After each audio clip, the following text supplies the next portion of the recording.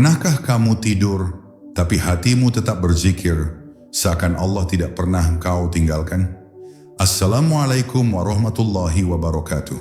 Saudaraku, malam sering kita anggap sebagai akhir dari kesadaran, padahal bagi para wali, justru di sanalah ujian paling jujur dimulai.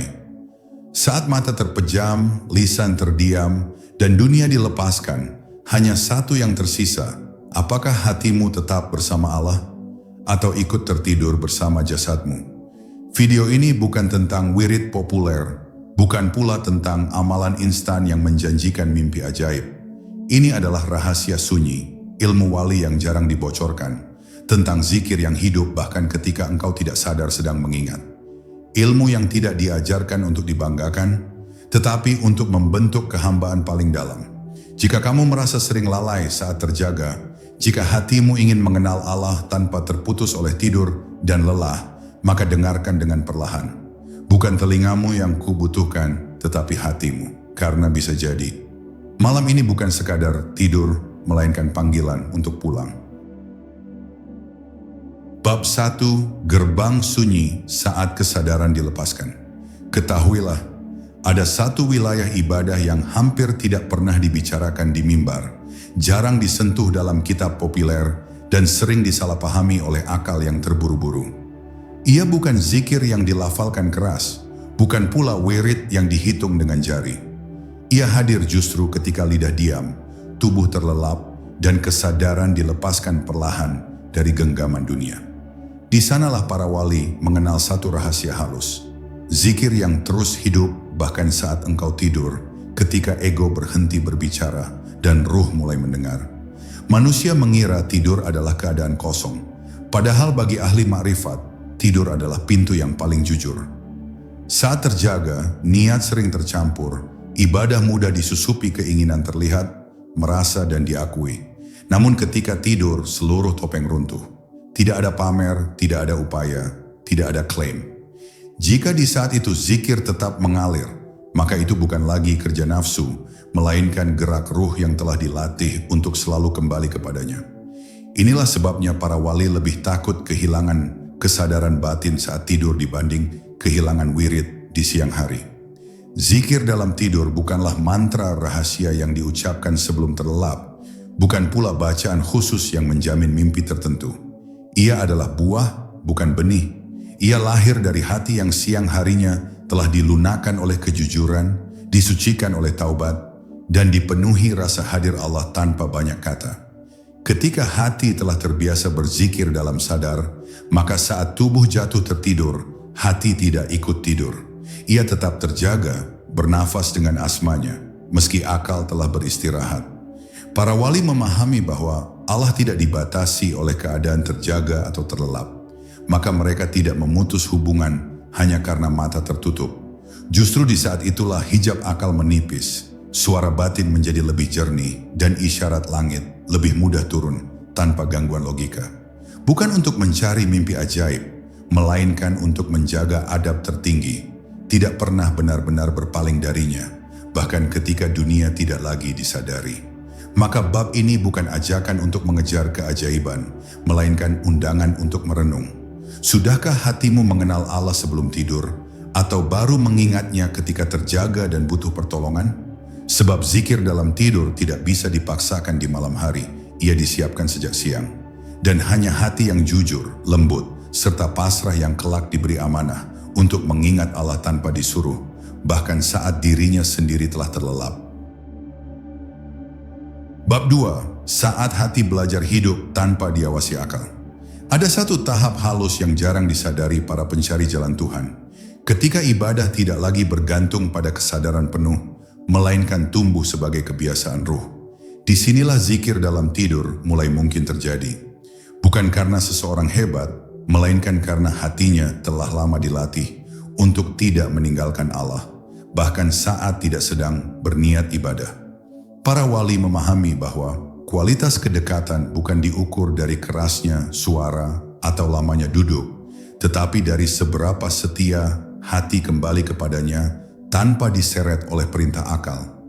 Akal adalah penjaga, tetapi ia juga bisa menjadi hijab. Selama seseorang berzikir karena masih diawasi oleh pikirannya sendiri, menghitung, menilai, membandingkan, maka zikir itu masih berada di wilayah usaha. Usaha itu baik, mulia, dan perlu. Namun para wali melangkah lebih jauh menuju keadaan di mana hati telah jinak, tidak liar, tidak mudah lupa, dan tidak panik ketika akal beristirahat. Saat itulah tidur tidak lagi memutus hubungan, melainkan hanya mematikan lampu kesadaran lahir. Zikir dalam tidur tidak muncul pada hati yang siangnya penuh keluhan, dipenuhi kebencian, atau sibuk menghakimi takdir. Hati seperti itu terlalu bising untuk mendengar bisikan ilahi. Maka para wali membersihkan siang mereka dengan adab batin. Menerima sebelum menuntut, ridha sebelum bertanya, dan diam sebelum mengeluh. Ketika malam datang, hati yang telah dilatih itu tidak perlu diperintah lagi untuk mengingat Allah, karena ia telah jatuh cinta, dan cinta tidak pernah butuh alarm. Ada rahasia yang jarang diucapkan.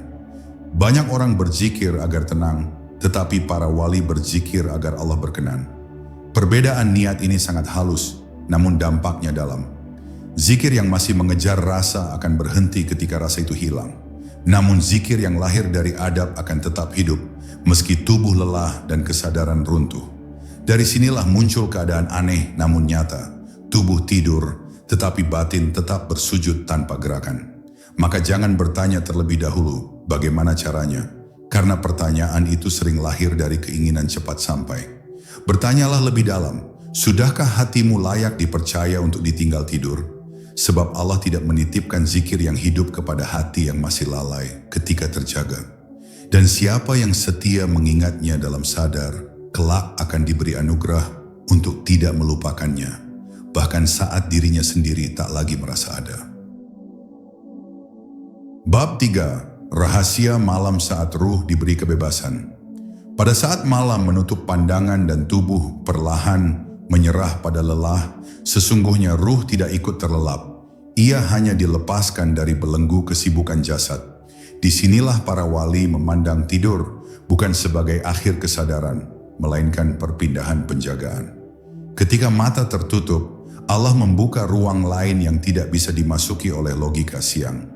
Bukan ruang mimpi yang penuh bunga tafsir, tetapi wilayah sunyi tempat ruh berdiri tanpa identitas, tanpa nama, tanpa tuntutan apapun kecuali hadir di hadapannya. Ruh yang telah lama dibiasakan dengan zikir akan merasa asing jika jauh darinya, bahkan hanya sesaat. Maka ketika tubuh tertidur, ruh justru bernapas lebih lega. Tidak ada beban peran, tidak ada citra diri, tidak ada tuntutan untuk terlihat saleh. Ia hanya kembali pada asalnya, hamba yang mengenal Tuhannya tanpa perantara suara. Zikir yang hidup di sini bukan lagi lafaz, melainkan getaran pengakuan. Seolah seluruh keberadaan berbisik, engkau lebih dekat daripada aku pada diriku sendiri. Para wali tidak mengejar pengalaman ini, karena mengejar justru akan mengusirnya. Mereka hanya menjaga adab sebelum tidur, membersihkan hati dari dendam, memaafkan sebelum terlelap, dan menyerahkan seluruh urusan kepada Allah tanpa sisa. Tidur yang seperti ini bukan pelarian, melainkan tawakal paling jujur. Dan di atas tawakal inilah zikir dalam tidur tumbuh, bukan sebagai suara, tetapi sebagai kesetiaan ruh yang tidak pernah benar-benar pergi. Ada peringatan halus dalam ilmu ini. Jangan tertipu oleh mimpi indah atau perasaan ringan setelah bangun. Zikir dalam tidur bukan untuk dinikmati, melainkan untuk menjaga keterhubungan. Jika setelah bangun seseorang menjadi lebih rendah hati, lebih tenang menerima takdir, dan lebih lembut terhadap sesama, maka itu tanda kebaikan. Namun jika justru muncul rasa istimewa dan ingin diakui, ketahuilah bahwa itu bukan rahasia wali, melainkan jebakan ego yang menyamar sebagai cahaya. Maka pahamilah, ilmu ini tidak diajarkan dengan suara keras karena ia rusak jika dipamerkan. Ia hanya diwariskan melalui keadaan, melalui teladan diam para kekasih Allah. Siapa yang menata siangnya dengan adab, memurnikan niatnya tanpa banyak bicara, dan menyerahkan malamnya tanpa syarat, kelak akan merasakan satu anugerah sunyi. Tubuhnya tidur, dunia menjauh, namun hatinya tetap pulang, mengingat Allah tanpa diminta, tanpa disuruh, dan tanpa pernah merasa paling dekat. Bab 4. Adab sunyi sebelum terpejamnya mata. Para wali tidak pernah menganggap tidur sebagai peristiwa biasa. Ia diperlakukan seperti penyerahan terakhir setiap hari, seolah ruh sedang dilatih untuk satu penyerahan yang lebih besar kelak. Maka sebelum mata terpejam, ada adab-adab batin yang dijaga dengan kesungguhan, bukan sebagai ritual kosong, tetapi sebagai penyelarasan hati. Bukan banyaknya bacaan yang mereka utamakan, melainkan keadaan jiwa saat menyerahkan diri sepenuhnya kepada Allah, tanpa sisa kelekatan pada dunia. Adab pertama yang paling halus adalah kejujuran kepada diri sendiri. Mereka memeriksa hati, bukan untuk menghakimi, melainkan untuk membersihkan. Jika ada sakit yang belum selesai, mereka titipkan kepada Allah. Jika ada kesalahan yang belum ditebus, mereka mohon ampun tanpa drama. Inilah rahasia mengapa tidur mereka menjadi ibadah, karena tidak ada beban yang dibawa masuk ke alam sunyi. Hati yang ringan lebih mudah mengingat, bahkan ketika tubuh sudah tidak sadar. Kemudian mereka memutus percakapan batin dengan dunia. Bukan memaksa pikiran kosong, tetapi membiarkannya tenang. Urusan yang belum selesai tidak diikat dengan cemas, melainkan diserahkan dengan keyakinan. Di titik ini, zikir tidak lagi berupa pengulangan kata, melainkan sikap pasrah yang utuh. Seolah hati berkata, "Aku tidak menjaga diriku malam ini, Engkaulah penjagaku." Dari kalimat batin inilah zikir dalam tidur mulai bernafas. Para wali memahami bahwa hati memiliki kebiasaan. Apa yang sering diingat di siang hari, itulah yang akan muncul ketika kontrol dilepas. Maka mereka melatih hati untuk kembali kepada Allah di sela-sela aktivitas, bukan hanya di sajadah. Saat kebiasaan ini mengakar, tidur menjadi kelanjutan, bukan jeda. Zikir tidak dimulai sebelum tidur, ia sudah hidup jauh sebelum malam datang. Bab ini ingin menyadarkan satu hal penting. Jangan berharap rahasia malam jika siangmu masih penuh kelalaian. Zikir dalam tidur bukan teknik instan, melainkan amanah. Ia diberikan kepada hati yang telah belajar rendah, lembut, dan tidak menuntut pengalaman. Dan siapa yang menjaga adab sebelum terpejamnya mata, kelak akan dijaga Allah dalam tidurnya, dengan zikir yang hidup tanpa suara, tanpa mimpi, namun penuh kehadiran. Bab 5. Ketika zikir tidak lagi berbunyi. Pada tahap tertentu, para wali tidak lagi mencari zikir yang terdengar, karena mereka telah memasuki wilayah zikir yang dirasakan tanpa getaran suara. Disinilah banyak pencari berhenti, sebab akal tidak menemukan pegangan. Tidak ada lafaz untuk dihitung, tidak ada rasa untuk diburu, dan tidak ada tanda lahir yang bisa dibanggakan. Namun justru di wilayah sunyi inilah zikir dalam tidur bertahan, karena ia tidak bergantung pada mulut atau kesadaran jasmani. Zikir yang tidak berbunyi ini lahir dari hati yang telah mengenal adab hadir. Ia seperti napas yang tidak disadari, tetapi tanpanya hidup berhenti. Para wali tidak berkata, "Aku sedang berzikir," karena bagi mereka itu sama seperti berkata, "Aku sedang bernapas." Kesadaran semacam ini membuat hubungan dengan Allah tidak terputus oleh perubahan keadaan. Terjaga atau tertidur, sibuk atau diam, hati tetap berada dalam lingkar ingatan yang sama. Ketika malam tiba dan tubuh masuk ke dalam tidur, zikir ini tidak ikut berhenti, sebab ia tidak berasal dari upaya sadar. Ia adalah kebiasaan ruh yang telah lama disuburkan oleh keikhlasan. Ruh yang telah mengenal Tuhannya akan selalu cenderung kembali, sebagaimana besi tertarik pada magnet. Tidak perlu perintah, tidak perlu niat baru. Ia terjadi karena fitrah telah dipulihkan. Namun ada ujian besar di tahap ini. Merasa sudah sampai. Perasaan halus bahwa diri ini berbeda, lebih dalam atau lebih dekat, adalah racun paling lembut. Para wali sangat menjaga diri dari jebakan ini. Mereka justru semakin menyembunyikan keadaan, semakin sederhana dalam ibadah lahir, dan semakin takut jika Allah menarik kembali anugerah itu. Rasa takut inilah yang menjaga zikir tetap hidup, bahkan saat tidur paling lelap. Maka pahamilah, zikir dalam tidur bukan puncak perjalanan, melainkan amanah yang harus dijaga dengan kerendahan.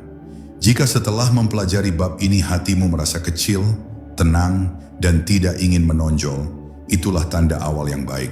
Sebab hanya hati yang tidak bersuara yang layak menerima zikir yang tidak berbunyi. Zikir yang terus hidup, meski seluruh dunia sedang terlelap. Bab 6. Tanda-tanda halus yang tidak perlu dipamerkan. Ketika zikir mulai hidup tanpa bergantung pada suara dan kesadaran lahir, akan muncul perubahan-perubahan halus yang sering tidak disadari oleh pelakunya sendiri. Para wali tidak sibuk mencari tanda, namun tanda itu muncul sebagai akibat, bukan tujuan.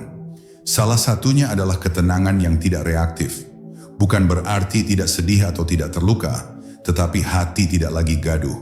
Bahkan setelah bangun dari tidur, ada rasa kembali dari perjalanan jauh, seolah ruh baru saja ditenangkan oleh sesuatu yang tidak bisa dijelaskan dengan kata. Ada juga tanda lain yang lebih dalam, mudah menerima takdir tanpa banyak perlawanan batin. Bukan pasrah yang lemah, melainkan ridha yang matang. Orang yang zikirnya hidup hingga tidur biasanya tidak suka berdebat tentang kebenaran batin, karena ia telah merasakannya sebagai tanggung jawab, bukan prestasi. Ia lebih sibuk menjaga hati agar tidak kotor daripada menjelaskan pengalamannya kepada orang lain. Mimpi dalam keadaan ini seringkali sederhana, bahkan terkadang tidak diingat sama sekali. Ini penting dipahami, karena banyak orang mengira zikir dalam tidur harus disertai mimpi bercahaya atau pertemuan gaib. Para wali justru tidak menggantungkan apapun pada mimpi. Mereka menilai kualitas malam dari dampaknya pada siang. Apakah semakin lembut, semakin jujur, dan semakin takut menyakiti makhluk Allah. Tanda yang paling aman adalah meningkatnya adab. Cara berbicara menjadi lebih terjaga, cara memandang kehidupan menjadi lebih penuh kasih, dan cara menyikapi kesalahan orang lain menjadi lebih lapang. Jika zikir dalam tidur benar-benar hidup, ia tidak akan melahirkan keanehan, melainkan kemanusiaan yang utuh. Hati menjadi rumah yang teduh, bukan panggung keistimewaan. Bab ini perlu ditutup dengan peringatan lembut. Apapun yang Allah titipkan di malam hari, simpanlah di siang hari. Jangan diceritakan kecuali kepada guru yang amanah. Dan jangan dijadikan alasan merasa lebih dekat dari orang lain. Sebab rahasia ini hanya bertahan di hati yang tahu cara menyimpannya. Dan siapa yang menjaga amanah sunyi itu, Allah akan menjaga tidurnya, bangunnya, dan seluruh hidupnya dengan zikir yang tidak pernah meminta perhatian. Bab 7. Ujian terberat justru datang setelah diberi. Banyak pencari tidak menyadari bahwa ujian paling berat bukan saat zikir belum hidup, melainkan setelah Allah membukakan sedikit rasa kedekatan. Di tahap ini, zikir dalam tidur bisa saja tetap mengalir, namun hati diuji dengan hal yang sangat halus, perasaan aman. Para wali sangat waspada terhadap rasa ini, karena merasa aman sering membuat penjagaan melemah. Padahal semakin dekat seseorang merasa, semakin besar adab yang harus dijaga. Ujian itu tidak datang dalam bentuk maksiat besar, tetapi dalam kelonggaran kecil yang dianggap wajar. Menunda taubat karena merasa sudah dibersihkan, meremehkan adab karena merasa sudah paham, atau berbicara tentang rahasia batin dengan orang yang belum siap. Semua ini tampak ringan, namun perlahan mengikis kesucian keadaan. Zikir dalam tidur tidak langsung hilang, tetapi melemah, menjadi samar, lalu suatu hari lenyap tanpa suara. Para wali menghadapi ujian ini dengan rasa takut yang sehat. Mereka tidak mempercayai keadaan, tidak menggantungkan diri pada pengalaman, dan tidak menjadikan zikir sebagai identitas. Justru mereka kembali memperbanyak istighfar, seolah merasa paling banyak lalai. Sikap inilah yang menjaga zikir tetap hidup, karena Allah mencintai hamba yang merasa butuh, bukan yang merasa cukup. Di tahap ini pula muncul godaan untuk mengajarkan tanpa izin. Ilmu tentang zikir dalam tidur terasa begitu berharga hingga ingin segera dibagikan. Namun para wali tahu, tidak semua telinga siap mendengar dan tidak semua hati aman menerima. Ilmu yang disampaikan sebelum waktunya bisa berubah menjadi fitnah, baik bagi yang memberi maupun yang menerima. Maka mereka lebih memilih diam, membiarkan keadaan berbicara melalui akhlak. Bab ini adalah pengingat yang jujur. Jika suatu hari Allah memberimu ketenangan yang menetap, jangan longgarkan penjagaan. Jika hatimu terasa hidup, bahkan saat tidur, jangan merasa telah tiba. Karena yang benar-benar sampai justru semakin merasa belum apa-apa. Dan hanya hati yang terus merasa miskin di hadapan Allah yang akan dijaganya, siang dan malam, dalam sadar maupun terlelap. dengan zikir yang tetap setia tanpa pernah menuntut balasan. Bab 8. Saat Allah menjaga hambanya tanpa disadari. Ada satu keadaan yang hanya dipahami oleh mereka yang telah lama berjalan dalam diam. Saat seseorang tidak lagi merasa menjaga zikir, tetapi justru merasa dijaga oleh zikir itu sendiri. Di titik ini, para wali tidak lagi sibuk memastikan hatinya ingat, karena ingatan itu telah menjadi pelindung. Bahkan ketika tidur paling lelap, ada rasa aman yang tidak bersumber dari sugesti, melainkan dari penyerahan total. Seolah Allah sendiri yang berkata tanpa suara, "Tidurlah, aku menjagamu." Keadaan ini tidak datang tiba-tiba. Ia tumbuh dari kesetiaan panjang yang tidak disaksikan siapapun. Dari sujud-sujud yang tidak dipamerkan. Dari air mata yang jatuh tanpa cerita. Dari doa-doa yang tidak pernah dituntut untuk segera dikabulkan. Semua itu membentuk satu kepercayaan halus di dalam hati bahwa Allah tidak pernah lalai. Dan ketika kepercayaan ini matang, tidur tidak lagi menjadi wilayah rawan, melainkan perpanjangan penjagaan ilahi. Para wali merasakan bahwa pada fase ini kesalahan-kesalahan kecil segera disadarkan, bukan dengan hukuman keras, tetapi dengan rasa tidak nyaman di hati. Ini adalah bentuk penjagaan paling lembut. Zikir dalam tidur berfungsi seperti penunjuk arah batin, menjaga ruh agar tidak tersesat meski akal sedang tidak bertugas. Inilah sebabnya mereka cepat kembali kepada Allah jika terpeleset, seakan ditarik oleh tangan yang tidak terlihat. Namun keadaan ini tidak membuat mereka merasa kebal, justru rasa takut kehilangan semakin dalam. Mereka tahu penjagaan Allah adalah anugerah, bukan hak.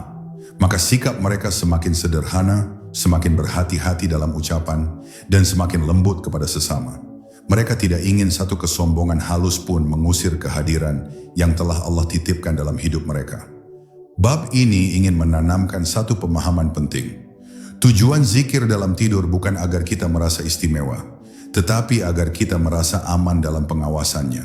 Dan ketika Allah telah menjaga hambanya tanpa disadari, hamba itu akan menjalani hidup dengan langkah tenang, tidur dengan pasrah, bangun dengan syukur, serta berjalan di dunia ini dengan hati yang terus pulang, meski kaki masih menapaki bumi. Bab 9. Zikir yang menjadi nafas kehidupan. Pada tahap ini, zikir tidak lagi hadir sebagai amalan yang diingat, tetapi menjelma menjadi irama hidup itu sendiri. Para wali tidak membedakan antara saat beribadah dan saat menjalani kehidupan biasa, karena bagi mereka seluruh gerak telah berada dalam pengawasan Allah. Tidur, bangun, berjalan, dan diam tidak lagi terpisah oleh niat yang dipaksakan. Semuanya mengalir dari satu kesadaran batin, bahwa diri ini selalu berada di hadapannya, bahkan ketika tidak merasa sedang mengingat. Zikir dalam tidur pada fase ini bukan lagi sesuatu yang dicari atau diperhatikan. Ia bekerja seperti jantung yang berdetak tanpa disuruh, seperti nafas yang terus berjalan meski pikiran melayang. Ruh telah menemukan ritmenya sendiri dalam menghadap Allah. Maka tidur menjadi tenang, bukan karena tidak ada masalah, tetapi karena hati tidak lagi memikul beban sendirian.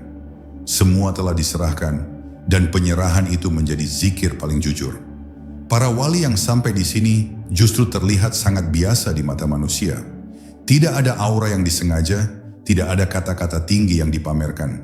Mereka makan, bekerja, dan bergaul sebagaimana orang lain. Namun ada satu hal yang sulit dijelaskan. Kehadiran mereka menenangkan. Ini bukan karena ilmu yang diucapkan, tetapi karena zikir yang hidup di dalam diri mereka. Zikir yang terus berjalan bahkan saat mereka tertidur di malam paling sunyi.